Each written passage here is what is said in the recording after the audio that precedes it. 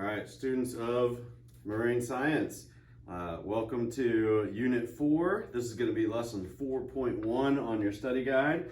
You may notice that the study guide looks a little bit different for this unit as opposed to asking specific questions for you to answer. It's just laid out by topic in more of a grid format, similar to what we have been doing before, but just slightly different format, so don't let that throw you off. Keep in mind you pause and play as many times as you need to in order to keep up with what I'm saying here. I'm going to try to buzz through this as quickly as we can. We're starting a unit on waves and tides, and the first thing that we have is wave formation.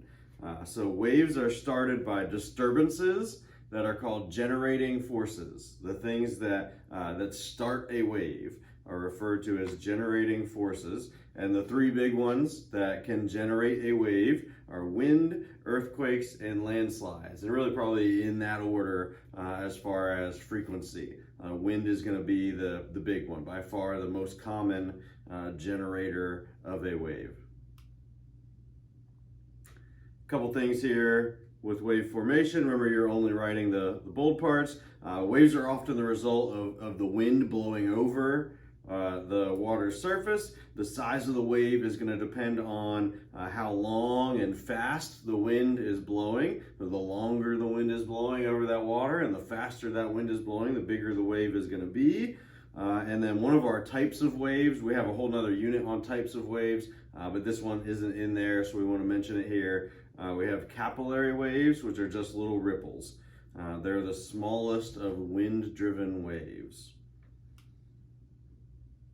After the waves have moved away from the wind or storm that caused it, then they may settle into what's called a swell. Where the energy is moving, the wind isn't really there pushing that energy anymore, but the energy just has some momentum pushing it through the water. It creates a swell.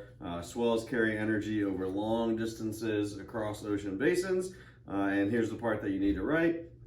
Swells are evenly spaced waves with smooth, rounded crests and troughs. So very evenly spaced and just a very smooth, round crest and trough.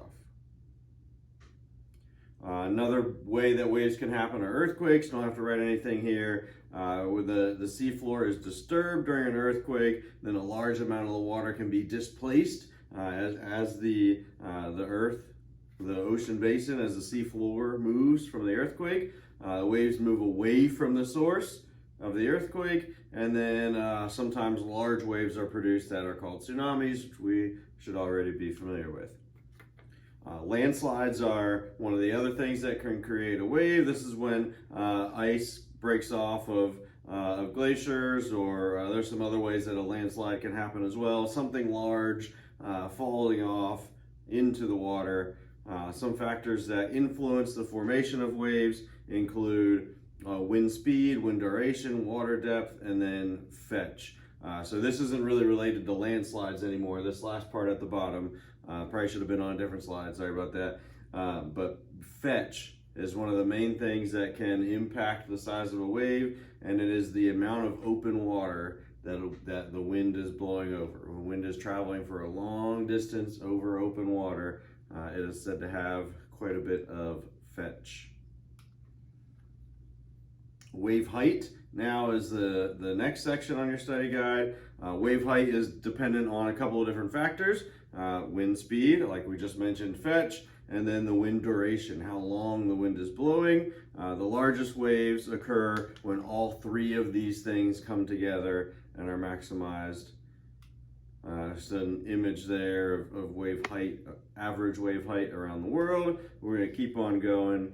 Wave dissipation, here's our next category on the study guide. So wave energy dissipates, that means kind of like fades away, goes away slowly, when water particles stop moving because of some kind of restoring force. So you had a disturbing force already that starts the wave. Now you've got a restoring force. So the restoring force is what causes the water to go back to its undisturbed state. A wave had started one way or another. What is it that helps restore the water back to its flat surface? and by far the number one restoring force is gravity. As the energy is moving through the wave, the gravity is trying to stop that energy and level the water back out. So gravity is the main restoring force. Wave has two different types of energy. It can be potential or kinetic. You don't need any of this for the test, so it's not in bold. But potential energy comes from the height of the wave. Kinetic energy is going to come from the motion of the wave particles, but we're not going to go into depth with that. What we do want you to know is about orbital motion. So this is part of our energy and motion section on the study guide. So waves carry energy across the sea surface, but they do not transport water. This is something that can kind of throw people off. All of you have probably seen this in motion, seen it with your own eyes, but maybe you didn't quite understand how it works. So the water is not traveling. The energy is traveling through the water. As that energy travels through, it lifts the water and restores it over and over again. That's why you can see I'll come back to that in a second to the definition, but you can see, if you see a seagull sitting on the water, or some other bird, or a buoy sitting on the water, it doesn't move. Like it goes in an orbital motion. The energy comes up, pushes it forward, gravity pulls it back down, the wave pushes it up forward, gravity pulls it back down, and you get this sort of orbital motion, the bird just going up and down in the water. We've seen this before. That's because like if you take when you were kids, or you took some beach toys out and you lost something, one of your shovel gets stuck in the water. It doesn't go too far usually. It gets anything that is going to float on that water is going to get stuck. As long as it's not in the break, it's going to get stuck in that kind of orbital motion. All right, so to make sure that we have our definition here, it says as the wave energy moves through the water, it moves the water particles up and down.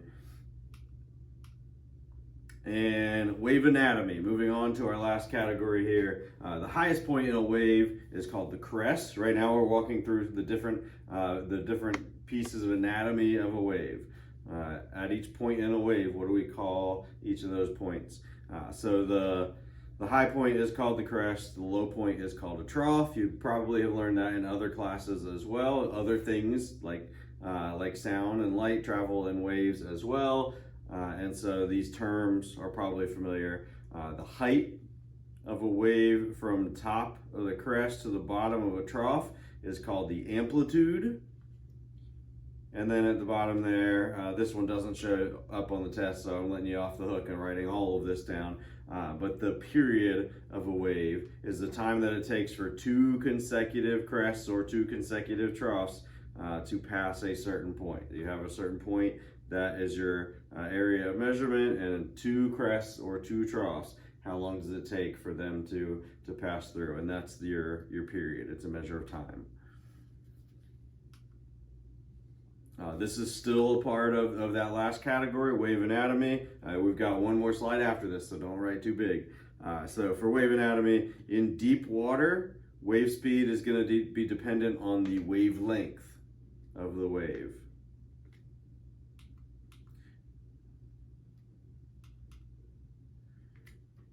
And in shallow water, the wave speed is going to be dependent on the water depth.